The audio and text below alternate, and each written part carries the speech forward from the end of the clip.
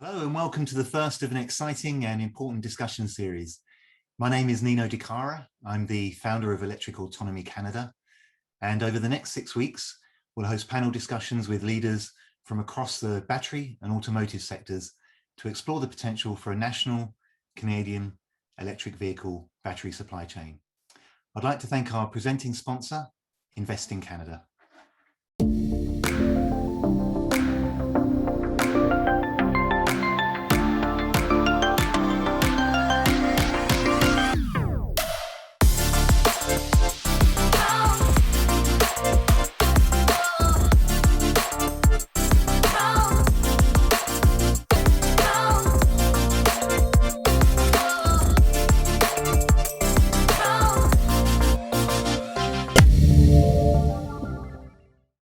Invest in Canada works with global investors to unlock business ventures and facilitate expansion in Canada. We're grateful for their support for this series. We've had around 500 people register for this event, so we know there's tremendous interest. It's certain that our energy future will involve batteries. Millions of them will be essential to power our vehicles and other technologies. The question is, where will Canada get these batteries from? We have the ingredients across the country to build an integrated supply chain and to manufacture EV battery cells ourselves. But it is complex and it will be a challenge to build. And while it's a brand new industry for us, other countries are racing ahead. So there is a reason for urgency and also economic risk if we don't succeed.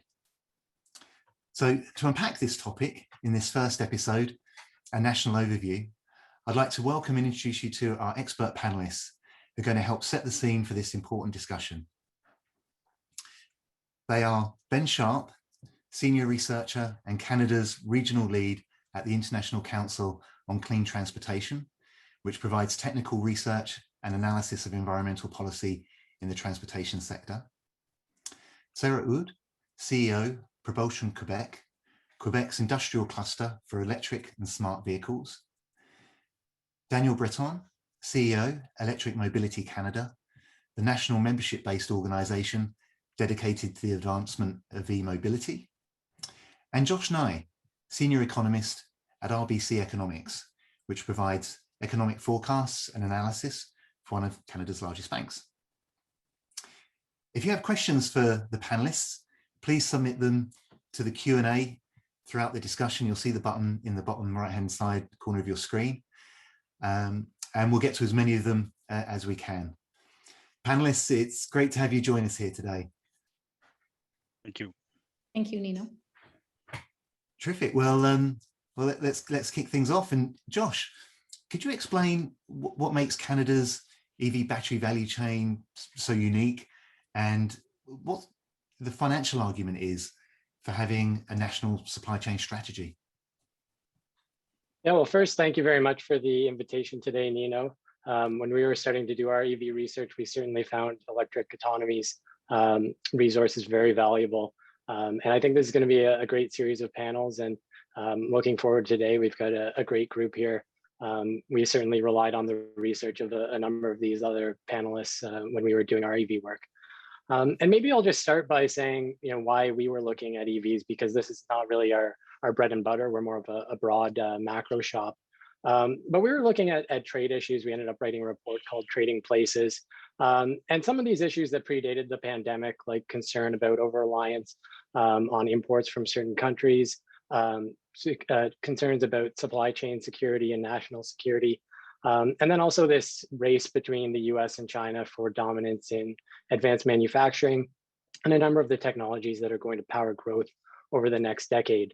And then with the pandemic and supply chain issues around that, there was this growing conversation around reshoring, and that's a pretty complex issue. One of the angles that I found really interesting is this idea, some call it new shoring, which is rather than trying to disentangle existing supply chains, you're trying to ensure that new fast-growing supply chains are built in a domestic or regionally advantageous way.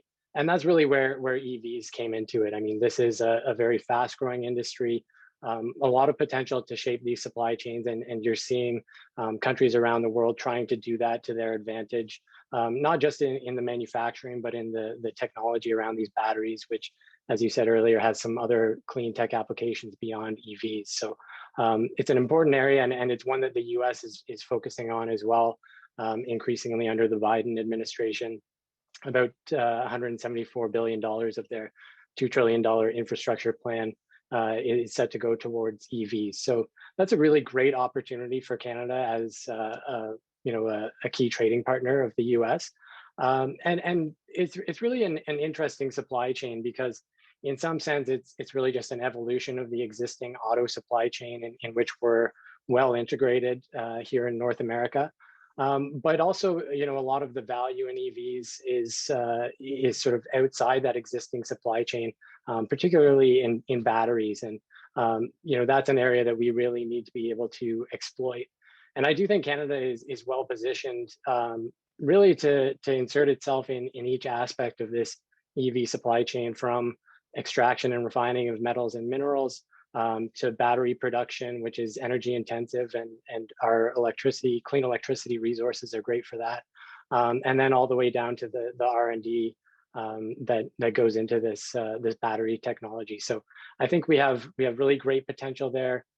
We've seen some positive steps in terms of attracting EV assemblies, but we really have a lot more to do to capture the other parts of this value chain. And I really think that's going to be the difference between, over the next 10 years, whether our auto sector and upstream and downstream from that, whether that grows and thrives, or whether we see some further retrenchment there. That's great. Thank you, Josh. Ben, Josh was referencing other countries that are actually moving ahead in this regard. Who are our battery supply chain competitors internationally? How are they doing it? And what are the lessons for Canada to learn? Yeah, thanks, Nino. And first, just want to echo Josh's sentiment. Really grateful for the opportunity here. A great panel you guys have put together, and such an important topic. And, I think, for me and for the ICCT, it's been really interesting, over the past several years, to really see this whole concept of energy independence really kind of shift away from oil. And now it's certainly moving quite rapidly into the battery space. And, I think, so many countries and regions around the world see batteries as a super critical strategic importance to the overall auto sector, but just beyond that in terms of clean technology. To your question, in terms of the countries and companies that have been, leaders so far in battery cell and pack technology, certainly the center of gravity is in Asia, with China, Japan, Korea leading the way in terms of companies. So your Panasonics, your Samsungs, your LGs, these companies are all headquartered in Asia.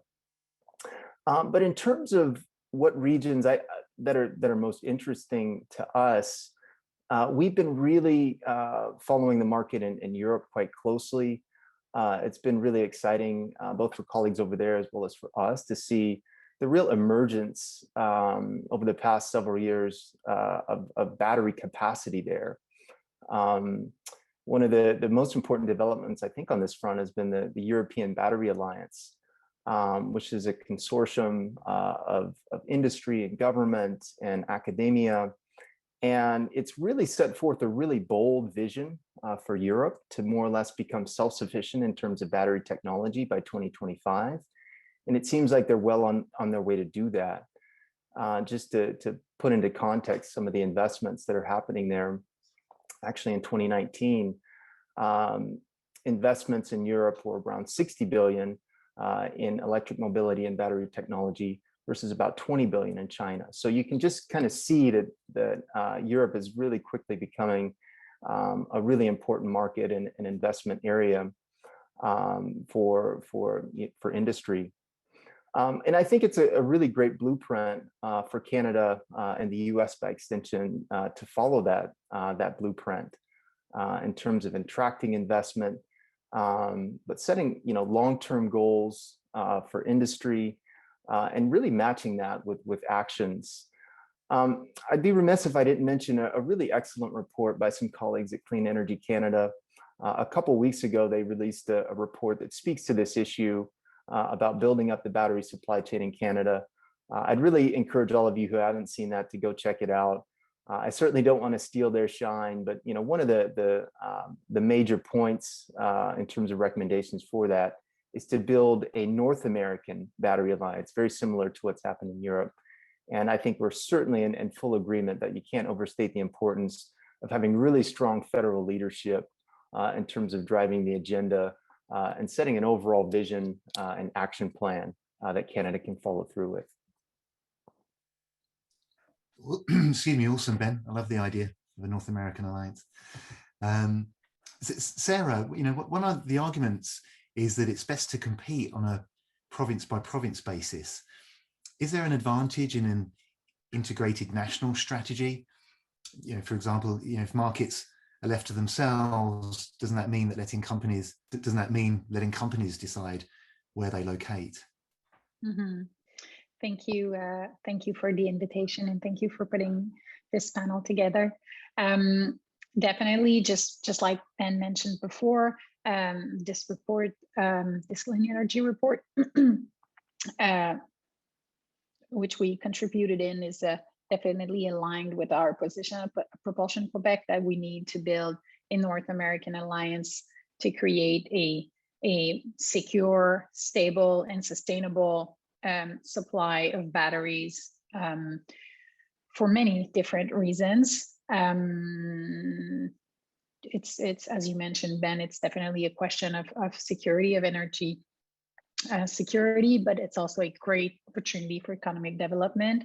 And just like other continents, like Europe and Asia, we need to build a continental autonomy for our needs. And for that, we need to first start with our own country. And so there is definitely a great advantage to work together in Canada. Each province has something to offer, may it be natural resources, the minerals, for batteries, may it be the expertise, the R&D on developing new chemistry or new battery technologies, but also the integration along the chain. Of course, in Ontario there is auto manufacturers, but we have other manufacturers of other types of vehicles in Quebec and Manitoba. So each province has something to offer, and we would really gain from working together to really create this national supply chain. I think it's a question of first importance, and it should be a priority for our government to invest in this endeavor. Great, thanks, Sarah. So Daniel, if we don't have a national strategy, and Sarah's highlighted some of the provincial advantages, where does that leave Canada in the global market?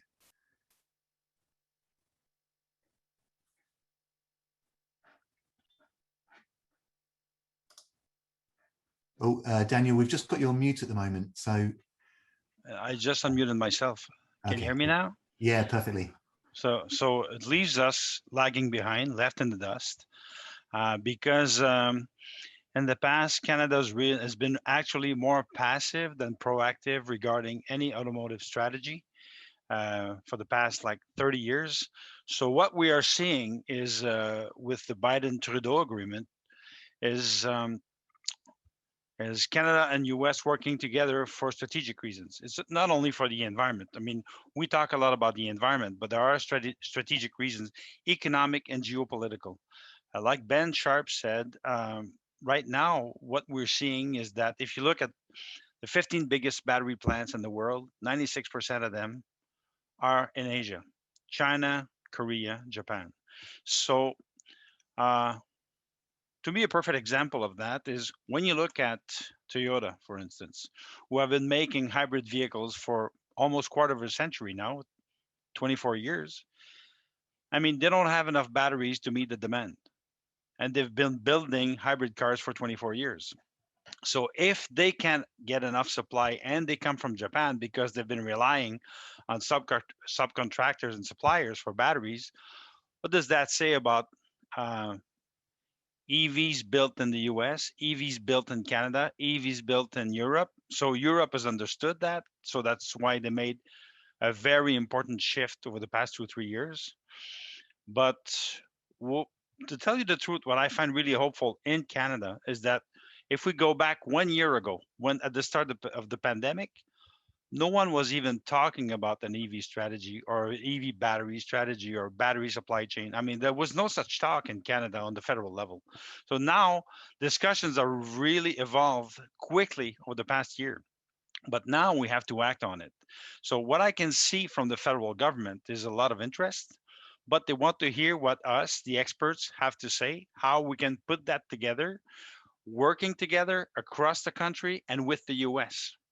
But one thing that I would like to make sure that people in Canada understand is that we must not make the same mistake that we have done in the past, meaning that we have the resources, we'll just extract the resources in Canada, send them elsewhere to come up with a finished product to be resold in Canada. I mean, we should have value-added technology as well, because we have research centers across the country and we have to work together. So when we're talking about, North American Battery Supply Chain Alliance or something like that, to me it makes total sense. But how is that going to work over the next 2, 3, 5 years? Because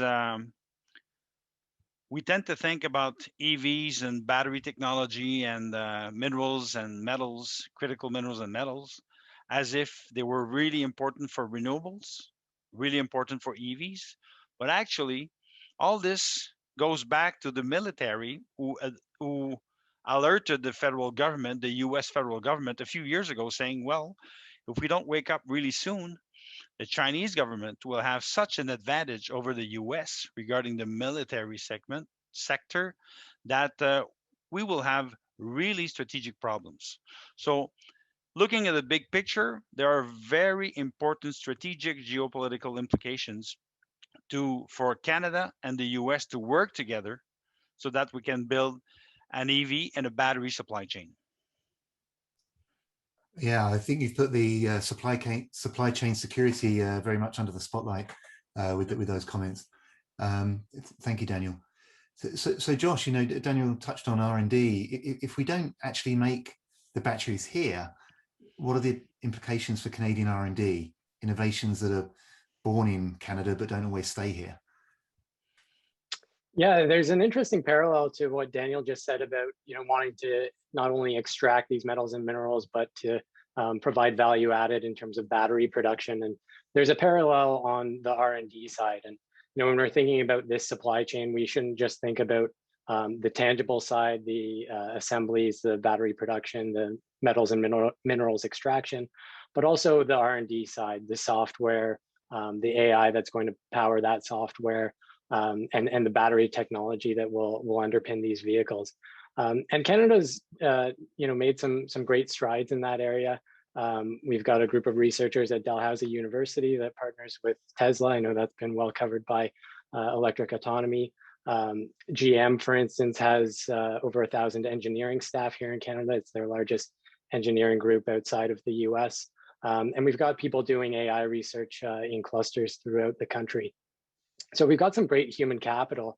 But the issue, and this is true not just in the EV industry, but in Canadian industry in general, is that all too often we're doing the research, but we don't end up owning the IP that is being generated. And so that means that when we look at scaling these things up, we're losing out on some of the benefits of that intellectual property.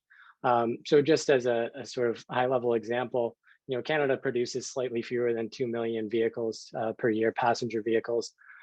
If a quarter or a third of those are EVs by 2030, we're still talking about fewer than 1 million EVs produced in Canada per year. You look at something like BlackBerry's QNX software, which is in 175 million vehicles worldwide. It's in 2/3 of EVs that are being produced. I mean, that's a scale that you really just can't get through manufacturing alone. And so, you know, it's really great that we're doing the research here in Canada. I think that's a win in itself. And it's good to have that human capital and there are positive spillovers from that. But if Canada had a better strategy around ensuring that the research that's being done here ultimately results in IP that is owned by Canada, then, you know, ultimately we have that ability to scale up what we're doing and not just be talking about producing 1 million electric vehicles, but producing the technology that goes into tens of millions of vehicles. Thanks, Josh. That QNX one is a really good example of the opportunity there for us. Ben, could you give insight into the monetary value of the resource outflow that Daniel and Josh to some extent have just pointed to? Yeah, sure. So, you know, I think it comes as no surprise that the mineral and extraction industry is incredibly important for Canada, and globally, you know, Canada is right up there near the top in terms of these industries. In terms of Canada's exports, mining and minerals represent about 20% out of the overall export picture for Canada. So really critical. So across all of these minerals and metals, so the cobalts and copper, lithium, magnesium, all really substantial in terms of Canada's production. In terms of where they're going, it comes as no surprise. You know, China, Japan, the US, Korea are the major trading partners, with the US being the top one. But to just one number just really jumped out at me when looking at some of the numbers from last year. In terms of lithium, 99% of Canada's lithium goes to China. So I think that just kind of provides an example of just how substantial, you know, China and just kind of Asia in general is in terms of kind of hoovering up all of these critical minerals and metals. And to earlier points, it's really the long-term vision to be able to keep much more of that value at home in Canada and North America more broadly. So 90% of Canadian lithium currently goes to China. 99%, yeah. Okay, that is quite the statistic. If I could add something to that, what that says is that if we want to build batteries in Canada, but we cannot have access to our own resources, we're going to be in trouble. And right now, China for years have decided to put a veto on exports for critical minerals and metals. So for national security, we've seen that in the past in Canada and the US, particular segments or sectors or industries being protected by such a veto, so that we can make sure that we have enough resources for our own industry. Cool. Thanks, Daniel. So at the core of the battery supply chain is the ability to manufacture battery cells ourselves. So obviously manufacturing battery cells, which is distinct from manufacturing battery packs, which the cells go into, is a very expensive business. And these gigafactories, as they've been referred to and obviously styled after Tesla's efforts in this regard, cost approximately, so I understand, between $1.5 and $2 billion each to build. So hugely expensive endeavors. So Simon Moores from Benchmark Minerals, a global expert on battery supply chains, told me that Canada probably needs 3 of these factories. And we know already from our reporting that there are several companies looking at Canada as a possible location for a battery cell factory. But what would be really interesting to know, Sarah, what would be the impact of an investment like that into a provincial industrial ecosystem? So we have been working about, I think we published it 3 years ago on a report with KPMG on the potential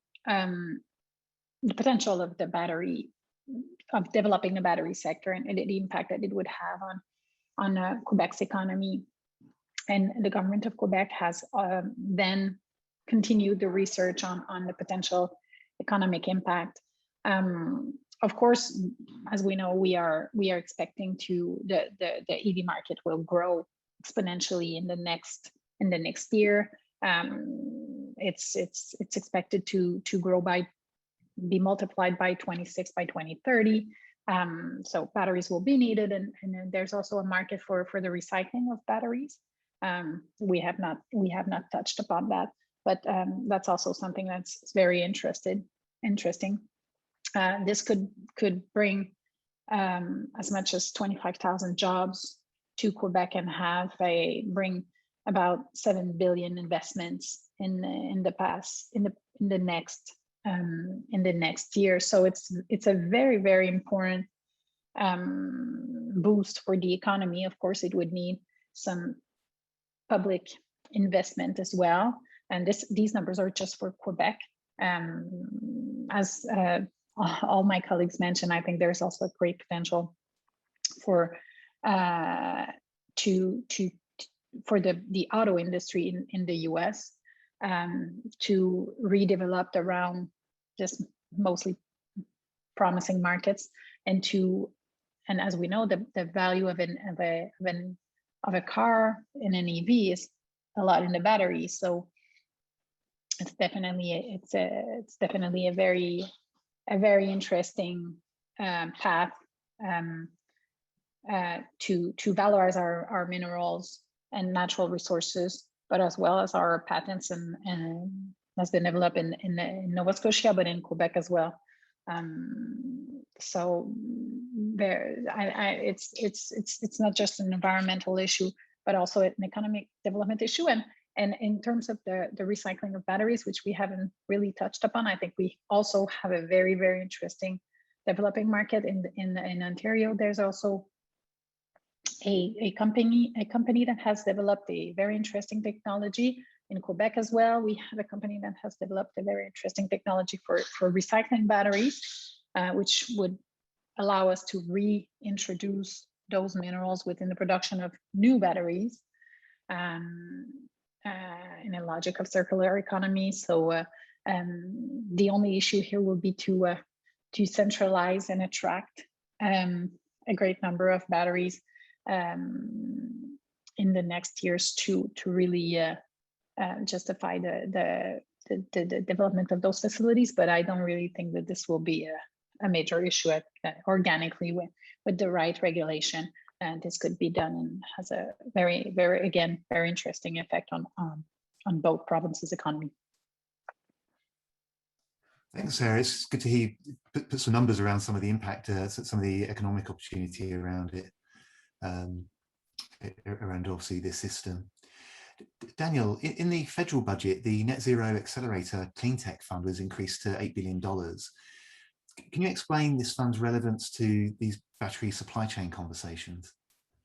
It's actually hard to tell at this point because there's not much detail that's been outlined. So we think that there can be opportunities, but people in the EV industry would have liked to see more details, would like to see actually maybe a specific point or a specific fund, for the EV supply chain, which is not the case for now.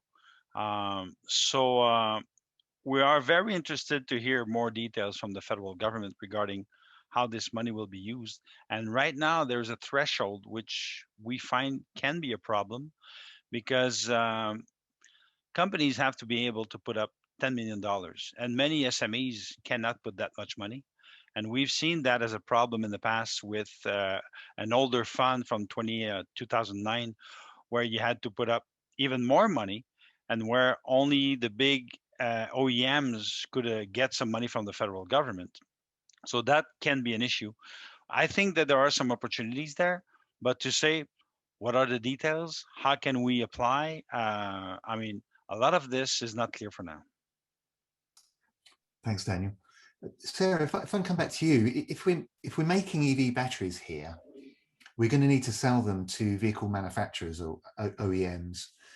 How do we go about doing that, and what support is needed for the companies that will be looking to do this? Mm-hmm. Well, I think the strategy for before investing that much money into factories is really to secure the supply for minerals, but also at the other end, the clients, which is a win-win situation because, as Daniel mentioned, OEMs are looking to secure their supply of batteries. So it's really a win-win situation. I know this is definitely the strategy that we in Quebec are looking to do. And this is in general what is being done in the market, that suppliers are making deals with OEMs very early in the development of the factory. We've seen it in Europe as well. We are seeing it here in North America as well. So this is something that is very natural and organic, but that needs to be done to justify the public money, mostly. Mm-hmm. Thanks, Sarah. Ben, in this regard, you've been researching international battery manufacturers and some of the deals they've done with OEMs to set up in the US. What are the motivating factors for these battery manufacturers to set up facilities in a region? What are their considerations? Yeah, thanks, Nino. It's a pretty complex calculus, but as you can imagine, I think the car manufacturers ideally want to set up their battery manufacturing as close as possible to the ultimate vehicle assembly. So to pick a couple examples, so LG Chem out of South Korea, they have partnered with GM to set up a facility in Michigan. What was, I think, very interesting in that regard is seeing the pretty substantial investment from the federal government. So back to 2009, about 150 million in stimulus funds were put towards that project. But not only federal funds, but state and local, whether it's tax incentives, direct grants, workforce training. So really what we're seeing in these examples so far from the plants that have been set up in the US, whether it's LG that I mentioned in Michigan and Ohio, but also Tesla, the Tesla Panasonic plant in Nevada. So in all of those instances, we saw a real just kind of ecosystem of all types of tax incentives, grants, workforce training, property tax abatements. So really just an entire package of incentives that made it really attractive to set up shop there. So I think that there's really no way around really needing pretty substantial government investment to help kind of abate some of the risk that's involved here. So I think that you really can't overstate the importance of as I said before, having really strong vision from the federal governments to kind of set in terms of overall dollar amounts. And just having an overall strategy and action plan. So, but yeah, there's certainly a really important role for policy in all of this. Terrific. Thanks, Ben. Excuse me. Josh, when we think about automakers, we start to think about people who will buy these vehicles. What's the relationship between consumer demand and attracting manufacturers to set up here? Yeah, so I said off the top that we relied on the research of some of the other panelists here. So I'll borrow one of Ben's stats from one of his papers, which is that 80% of EVs are manufactured in the region in which they're sold. And that's true of the auto industry in general. If you look at US auto sales last year, about 3/4 were produced domestically. A similar share of Canada's auto sales are produced here within North America. And in the North American case, some of that stems from the history of a fairly managed trade in the auto sector. You think back to the 1965 Auto Pact between Canada and the US that more or less ensured Canada would produce as many vehicles as were sold here. And of course, that's not in place anymore, but we have USMCA that strengthened North American content requirements and some labor content requirements as well that encourage production in Canada and the US. So we do have these incentives to ensure that production takes place regionally. In terms of the EV side, I mean, if demand makes the case for supply, then some of these things that the government is doing to encourage EV uptake in an effort to reduce GHG emissions in the transportation sector, things like purchase incentives, investments in charging infrastructure, government procurement as well. Those things that support demand are also going to make the case for supply. And I think we've seen some benefits from that recently. If you look at Canada's auto sales last year, about 3.5% were EVs. That's up from 1% in 2017. And so I think the growth in the domestic market helped make the case for some of the assembly announcements that we've seen in the past year. Ford and Stellantis and GM seeing a future for EV demand here in Canada and wanting to produce vehicles here as well. But as I mentioned, it is a regional supply chain. We're going to have competition with the US. Ben just mentioned a number of new facilities being built in the US, and there were some supply side measures as well beyond just demand to attract those facilities. And so I think we're going to have to leverage those types of policies and not just focus on the demand side. Thanks, Josh.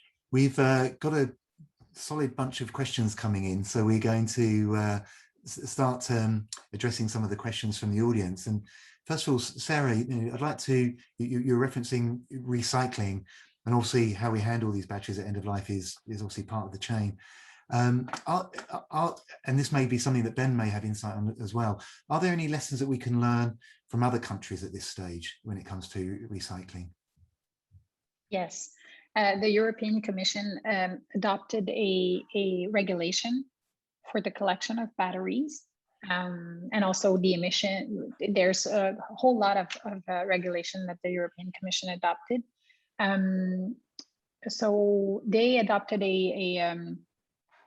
what would be the translation for that?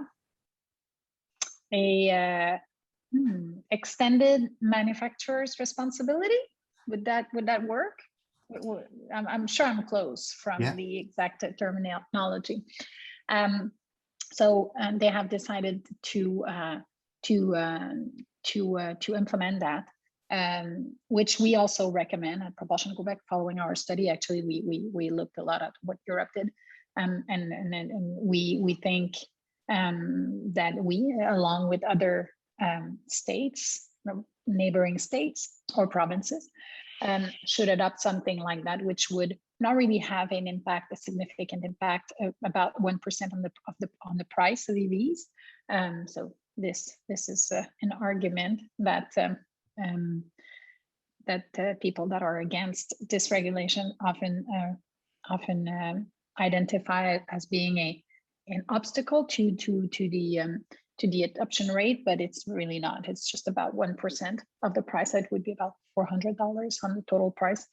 It's not significant, and it would really help to just like regular batteries or other products would really help to not only create a market but also deal with this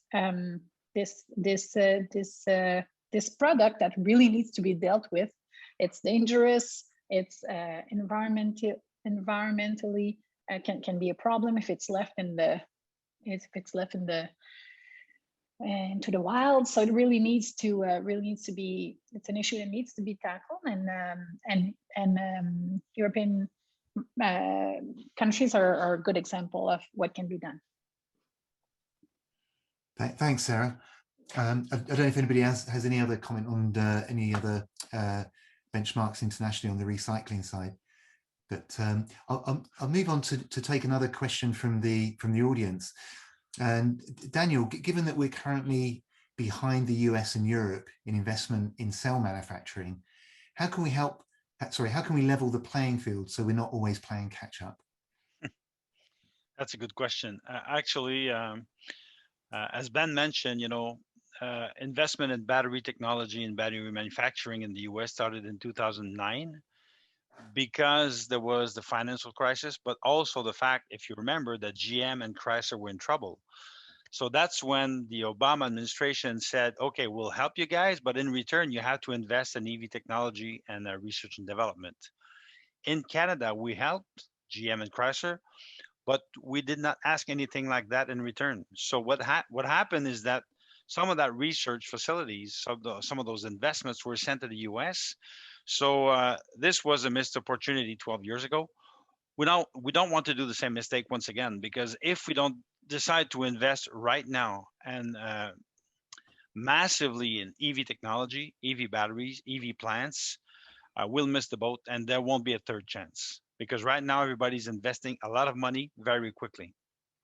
So, but to make sure that people adopt enough EVs, we have to build a demand with regulation, infrastructure, education, and rebates, but not just for light duty vehicles, because we've been talking a lot about cars, but in Canada, we have a home industry of making buses and trucks and school buses that we cannot forget, because we have the Lions and the New Flyers and the Girardin and the others that are part of an industry. And when we look at that, we have to think about the Buy American Act. So what's going to happen with the U.S.? Are they going to be partners or adversaries? I think it's going to be a bit of both, actually. But we have to make sure that everyone in Canada understands the value for Canada regarding jobs.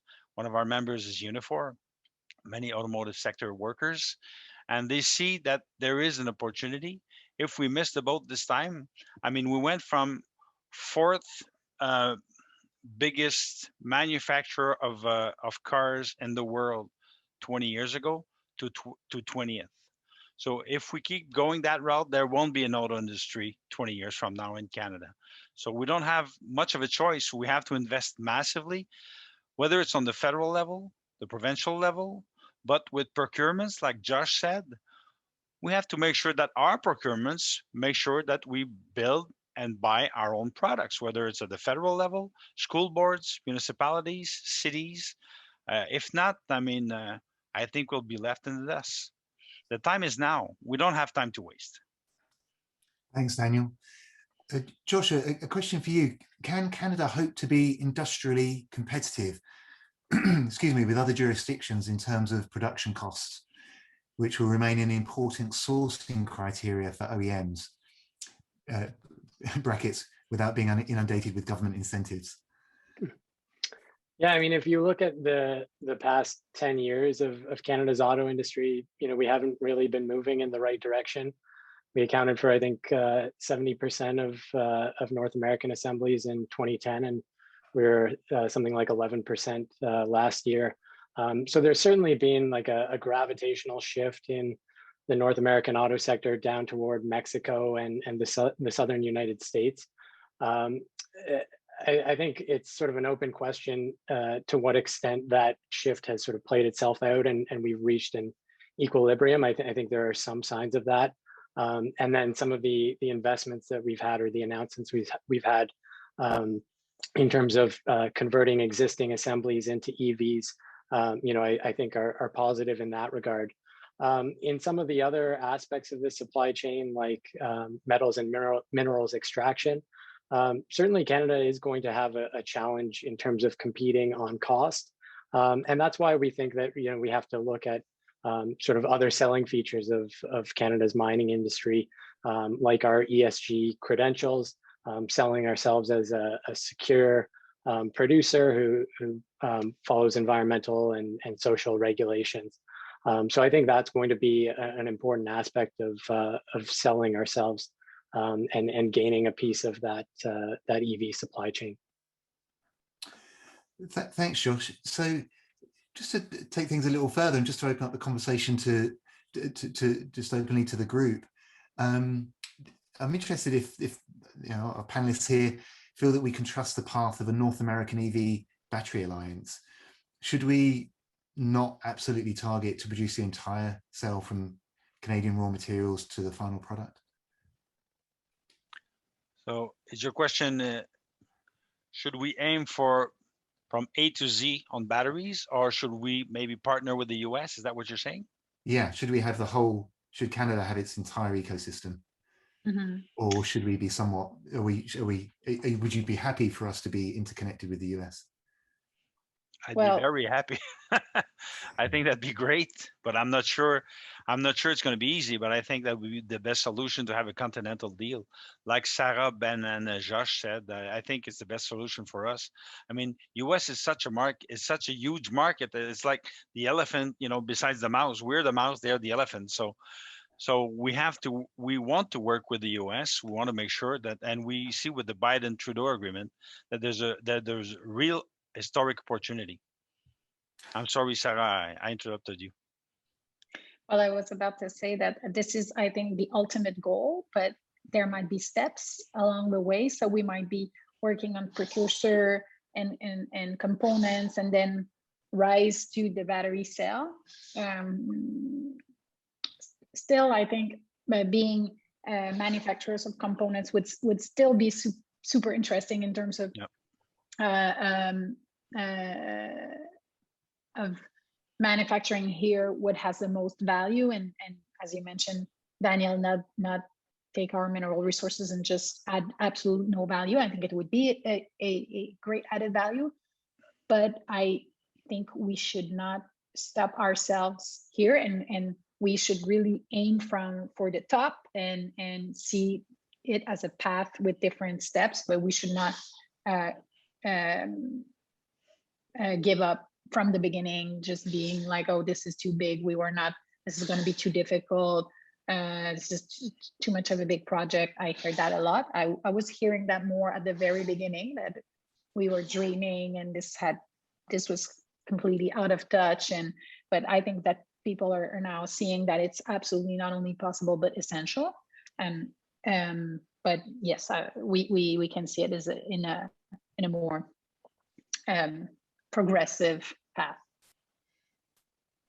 Another question for the group. At what stages of the EV supply chain are we well positioned right now? And should we double down on those areas or try and build out the whole value chain in Canada? I'll see a bit of probably more the first part, because you sort of touched on the last part. So my question to the group is, at what stages of the EV supply chain are we well positioned right now? And should we double down on those areas? I mean, oh, go ahead. No, go ahead, Josh. I was just going to say, I mean, on the assembly side, we've seen some great commitments over the past half a year. I think if we were having this conversation, this time a year ago, it would have been quite a different tone before we had these announcements from Ford and Stellantis. So, I think we've made steps there. I mean, it depends on the metals and minerals that you're looking at. Some of them we have, great reserves of, but limited production, and then others we do have significant production. Things like nickel. Sort of refining those metals and minerals is an important aspect as well. We've got a cobalt refinery that's being expanded in northern Ontario right now. So that's going to be adding that piece of the supply chain. But really, we need to ensure that all of these pieces are built up, as simultaneously as possible. So, for instance, with that cobalt refinery, they're going to be taking feedstock from the DRC for 5 years. So, that's somewhat of a missed opportunity in terms of cobalt mining here in Canada. I could say that we have great resources, but the trouble is that it takes a lot of time to open a mine and to start exploiting it. It's a matter of years. So before we can get ahead of the curve, it's going to take a bit, it's going to get us to 2025, 2030. So that's why we have to plan ahead, because if we want to have all battery supply chain strategy, we have to start talking and thinking about this right now. And some of our members, who are mining companies at EMC, are really interested right now. But I mean, it's something that they have not been looking at for many, many years. They are just starting to see the interest. So we have great opportunity. We are lagging behind. I mean, the Chinese are so far ahead of us in refining those materials and minerals that we have a lot of catching up to do. A refinery is really, really the issue, because we have a lot of mineral extraction, but not that much refining facilities and deals made for years. So to me, refining is definitely the most the main issue here. The same problem that we've had with oil for years. We send the crude oil elsewhere. It's being refined elsewhere. The same with wood. So it's an old pattern that we've had in Canada for many decades. Thank you. Ben, I'd like to ask you to address, and also the whole panel, but perhaps Ben, if you could kick it off, a couple of questions on the hydrogen front. I do want to make sure we've got time to address it, so I'm going to just sort of bring in now. So a couple of questions about where hydrogen fuel cell technology fits in this discussion. Canada has earmarked quite a bit of money in this area. Will it be synergistic, since both solutions involve batteries? Or does it dilute the battery EV effort because it directs funding resources elsewhere? So Ben, perhaps you could have a go at kicking us off on that one. Sure, yeah. Well, I've been fairly bullish on hydrogen for many years. And I think, certainly on the trucking side for the heaviest vehicles, that's a really great solution in terms of zero emission. But beyond the auto sector, thinking about, trains and ships and aircraft. So I think that, not just, our opinion, but, you can follow the investments and see that, there's several, companies making significant investments along hydrogen. And we really think that Canada has a really important strategic advantage in hydrogen, having so many companies with long histories of developing that, both the fuel cells as well as the hydrogen fuel itself. So I think, personally, it would be great to see really steadfast and long-term vision and commitments from the government on both fronts. I think that it's pretty clear that, the entire transportation and just the overall economy is quickly moving towards zero emission and net zero goals and targets. So, I think that these are no regret type investments, investing in hydrogen as well as battery electric technology.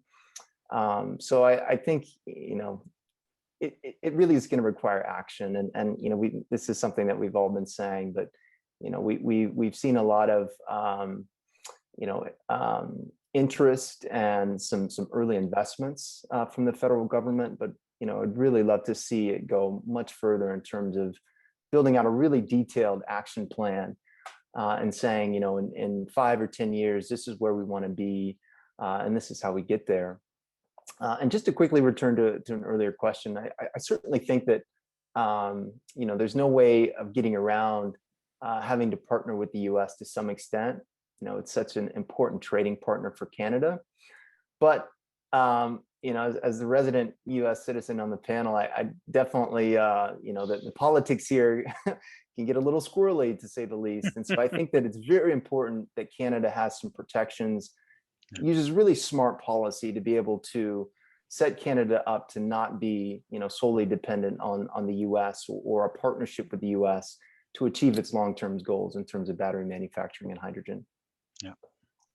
Thanks, Ben. Great. Thank you for bringing that forward. Really appreciate that. And Sarah, Daniel, and Josh, if you have any other comments on the hydrogen side. If you don't mind, I would like to add something. Oh, go ahead, Sarah. Go ahead. I was just about to say that I understand your point, Ben, but at the same time, for us, it's such a great opportunity. I mean, Canada is a much better supply than any other country for the US. And so we think this is a great asset for us, and especially because the auto sector is so integrated between Michigan and Ontario. So really, I get your point, but there's really a great opportunity for us because we can position ourselves in such a great way compared to all other potential suppliers. Can I say something about hydrogen? Yeah, please. Yeah. So when the hydrogen strategy for Canada was unveiled in December of 2020, we applauded it. We said, this is really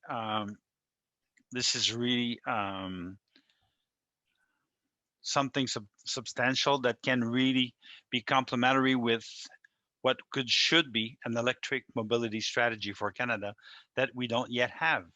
So what we're asking for is to have a Canadian electric mobility strategy that will include battery strategy, ZEV supply chain strategy, but education, rebates, and everything. Right now, we have programs and projects here and there, but we don't have a global vision like we can see in Quebec or BC. So that's what we need now for Canada. We need an electric mobility strategy for the country. Thank you. Thanks, Daniel.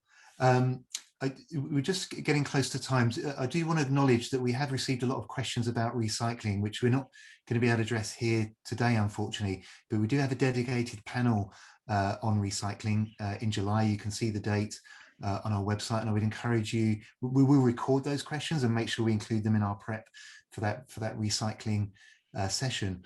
But just for the panel, I'll go to each of you from my left to right. So Josh first. In a sentence or less, what obstacles do you think will face the federal government to act effectively in this front, securing EV battery supply chain? So Josh, if you could answer that in a sentence or less. Yeah, and I think it's going to be coordination across various levels of government and with industry and in different industries that are going to make up this supply chain. Thanks, Josh. Ben, just say it's Ben, Sarah, and then Daniel, so you've got a bit more time to think. But Ben, if you wouldn't mind going next. Yeah, sure. Thanks, Nino. I think for me, one of the biggest challenges will be to make a compelling economic argument that this is a strategy that's going to involve all Canadians and be a boost, across all sectors of the economy and socioeconomic strata. Awesome, Sarah. I would have copied Josh's answer, but now that so I'm going to give another one. I think it's really the major investments that will be needed. For instance, the refining facilities, the whole facilities, keeping the deals here. Some of there are already some offset contracts that are signed between the mining companies and all the refined products are exported. So we need to rearrange those deals and get major investments in the next years, private and public. Thanks, Sarah. And Daniel? What I'm worried about coming out of COVID is that will there be enough money allowed to do such investments, because it's going to need a lot of money, and will people be open to the idea of investing such an important amount of money into something that might not be tangible in the short term, but will absolutely be beneficial in the longer term? But we've been spending so much money on COVID. I understand that people and politicians may be reluctant. It's going to be a real issue. Thank you, Daniel. Well, time is upon us, and I've got to just give you all an enormous thank you. This has been absolutely fantastic. I personally have learned a huge amount from each of you. Thank you for giving your time and expertise today and sharing it with our audience. You've all been absolutely fantastic. And I would like to say a big thank you to you, our audience, and thank you for tuning in and being part of this discussion. A recording will be available online as well as an editorial write-up summarising the topics. I'd also like once again to acknowledge our presenting sponsor, Invest in Canada, for coming on board to support this series. If you want to know more about any of the topics we've discussed today, we're going to be going deeper into each of them in webinar episodes over the next 5 weeks. So if you go to the Electric Autonomy website, you can sign up for the ones specifically that interest you. Next week's session, as you can see from the visual that's on your screen right now, will be moderated by my colleague, Emma Jarrett, Electric Autonomy's managing editor. In that session, she'll be discussing Canadian R&D and innovation in batteries with the people inventing this future. If there's no R&D, there's no innovation and no battery technology to make this transition happen. So it's going to be a great discussion, and I hope you can join us for that. See you next week.